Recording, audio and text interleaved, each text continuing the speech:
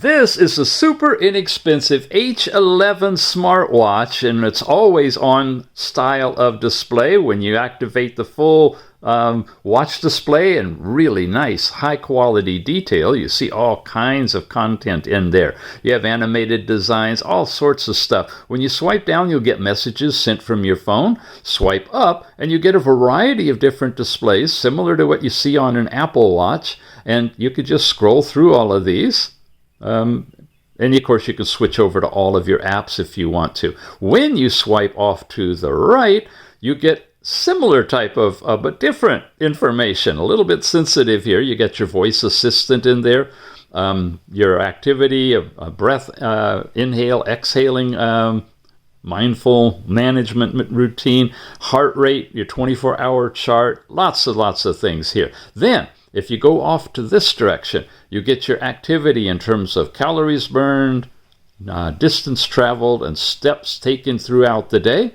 You can activate heart rate in here. You'll get the full chart in the app. You can activate blood pressure readings. Now we're getting to the point where I want to tell you need to check the quality and accuracy of these readings, because it has some exotic ones in here, like blood sugar, that we don't usually see on watches. Remember, this is really, really inexpensive. You've got blood fat measurements in here, and even uric acid. But please, double check the accuracy and consistency of the measurements you take. Last night's sleep time is shown here, broken down into the different categories, and then you can rearrange all of these as you want, or take some of them out.